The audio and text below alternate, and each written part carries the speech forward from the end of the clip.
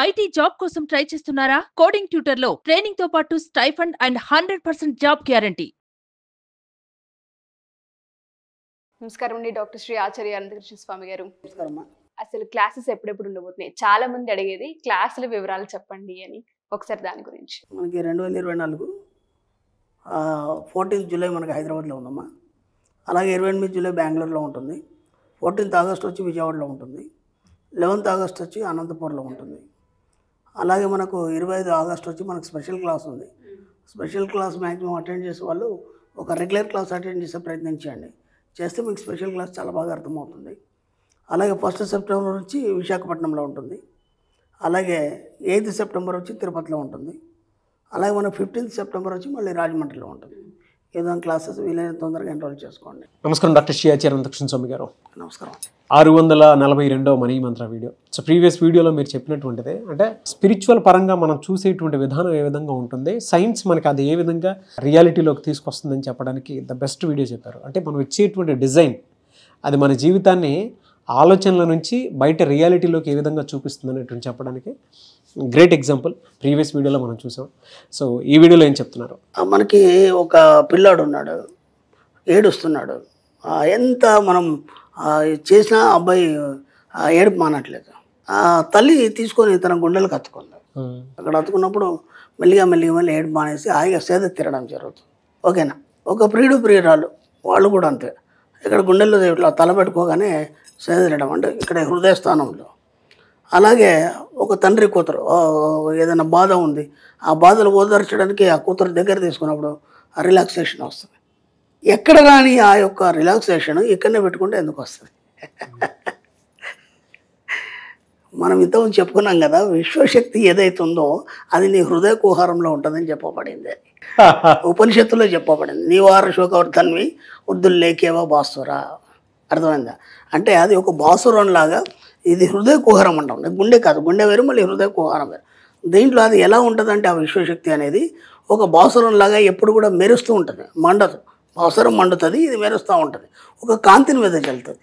ఆ కాంతి ఏం చేస్తుంది లోపల ఉండి అంటే నీ శరీరం మొత్తం ఒక అనంతమైన వెలుగును ప్రసరింపజేస్తూ నీ ముఖం నుంచి ఒక కాంతివంతమైనటువంటి తేజస్సును బయట ప్రసరింపజేస్తుంది. నీ కళ్ళని చూసే విధంగా ప్రసరింపజేస్తుంది. నీ చర్మం స్పర్శ అయ్యే విధంగా మీకు ఆ ప్రసరింపజేస్తుంది.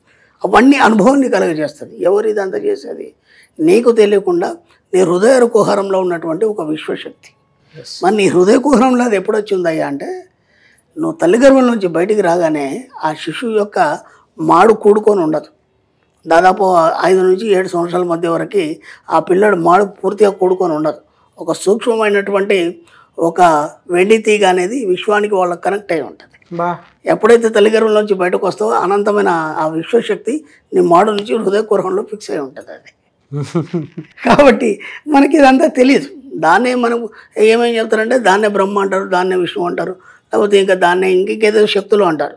ఇదంతా మనకి గరికపాటి గారు ఒక వీడియోలో చెప్పారు.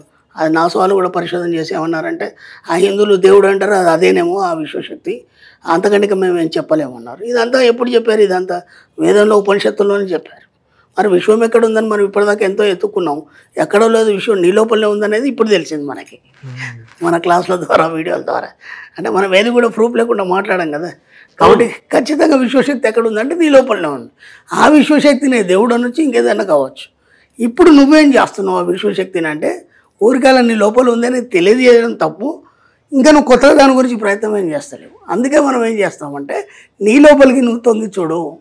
తొంగి చూసినప్పుడు ఏమవుతుందంటే ఆ విశ్వశక్తి ఎనర్జీ అనేది నిన్ను కొత్తగా ఎలా తయారు చేస్తుంది, కొత్త జీవితాన్ని నీకు ఎలా ప్రసాదిస్తుంది, నిన్ను ఒక ఉన్నత స్థాయికి ఎలా తీసుకెళ్తుంది. అర్థమైందా? ఎందుకంటే దాంతోనే నీ లింక్ ఉంది. నీ యొక్క ఎనర్జీ అంతా కూడా నీ లోపలనే ఉంది. దాన్ని ఏనాడు కూడా నువ్వు చూసుకోలేవు. అర్థమైందా? అది ఎక్కడి నుంచి వచ్చింది? అనంతమైన విశ్వశక్తి నీ లోపలికి ప్రవేశించింది. అది చాలా సూక్ష్మ రూపంలో ఉంటుంది, కంటికి కనిపించినంత సూక్ష్మ రూపంలో ఉంటుంది. అది అంత తేజస్సును వెదజల్లుతుంది.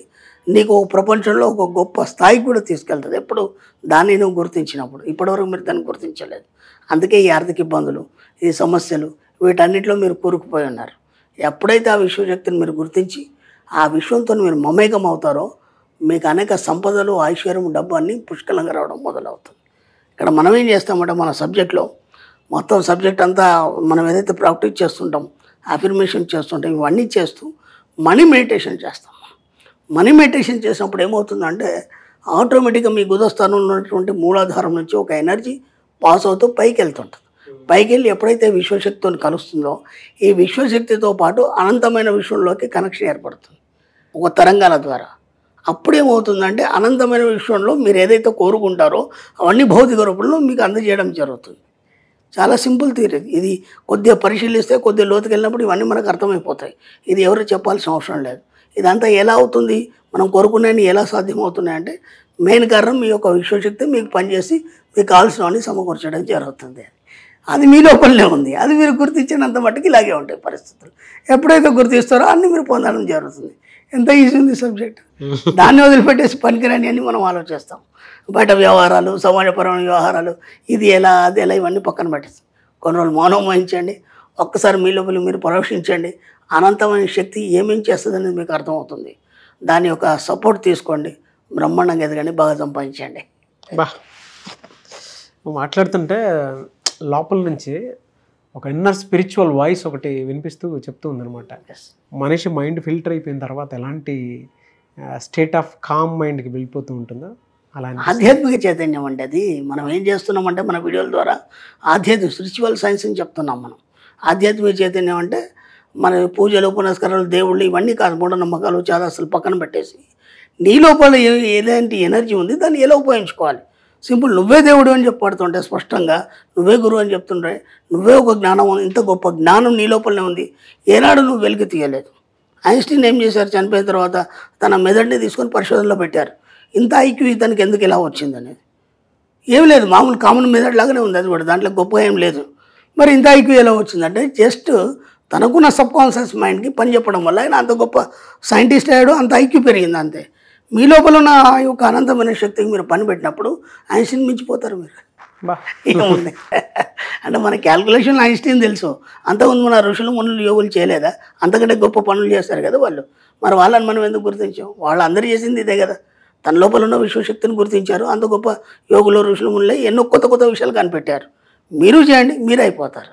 నాలెడ్జ్ కోసం అని చెప్పేసి మనల్ని మనం అలా సెట్ చేసుకోవాలి అని అంటే రకరకాల థియరీస్ అవి మాట్లాడుకుంటూ ఉంటాము.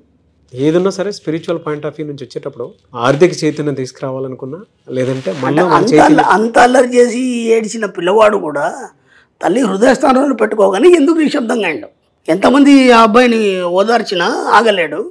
ఆ తల్లి తీసుకొని పొత్తిల్లో పెట్టుకొని సేద తీర్చగానే ఎందుకు నిశ్శబ్దమయ్యాడు అంటే అక్కడున్న విశ్వశక్తి వాడికి కావాల్సిన అవసరాన్ని తీర్చి వాడి యొక్క మైండ్ని సైలెంట్ చేసి దానిలో ఐక్యం చేసుకుంది అది. కాబట్టి వాడు నిశ్శబ్దమైన అంటే వాళ్ళ లోపల ఉన్న హృదయంలో ఉన్నటువంటి హృదయకూరంలో విశ్వశక్తి అది ఏకమైంది కాబట్టి రెండు సైలెంట్ అయిపోయినాయి అంతే. కొద్దిగా సూక్ష్మంగా మనం ఆలోచించినప్పుడు అర్థమవుతుంది, అంతకంటే కేవలం కాదు. అది బాహ్య ప్రపంచానికి తెలియదు, బాహ్య ప్రపంచంలో దాన్ని ఎక్స్పీరియన్స్ చేయలేము. అది ఎందుకు అలా అయిందంటే ఇంతే సింపుల్. ఆ లింక్ అనేది కలిసింది కాబట్టి నిశ్శబ్దమైనాడు. అది స్పిరిచువల్ పవర్, స్పిరిచువల్ పాత్ ఏ విధంగా క్రియేట్ అవుతుంది అని అంటే ఒక్కొక్క తల్లికి బిడ్డకి ఉండేటువంటి సంబంధం ఏ విధంగా అయితే ఉంటుందో, ఎంత కామ్గా ఎంత పవర్ఫుల్గా ఉంటుందో ద బెస్ట్ ఎగ్జాంపుల్ ఈ వీడియో అని చెప్పేసి చెప్పొచ్చు. ప్రేమకు సంబంధించినటువంటి పాటలు కూడా చెప్పుకుంటాం కదా, నేను గుండెల మీద తలపెట్టిపోతా పడుకుంటాను హాయిగా చాలా రిలాక్స్ ఉంటుంది, ఇట్లాంటి డైలాగులు అవన్నీ ఉంటాయి. అవన్నీ ఎందుకు? దాని మీనింగ్ అది ఎవరికి తెలియదు. అది దాని మీనింగ్ ఏంటంటే అక్కడ ఉన్న ఆ హృదయ కూరంలో అనంతమైన శక్తి ఆ రిలాక్సేషన్ ఇస్తుంది. ఎందుకంటే రెండు హృదయాలు ఒకటైపోతాయి. ఆ రెండు హృదయాల్లో ఉన్నటువంటి విశ్వశక్తి ఏకమైనప్పుడు అతని శబ్దాన్ని వహించి అనంతమైనటువంటి రిలాక్సేషన్ వస్తుంది. సింపుల్ అదే, అంతే, అంతకంటే ఎక్కేం లేదు. Really great and fantastic sir.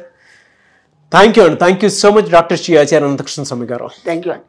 Suman టీవీలో మీ పర్సనల్ అండ్ బిజినెస్ ప్రమోషన్స్ కోసం కింది నెంబర్కి కాంటాక్ట్ చేయండి.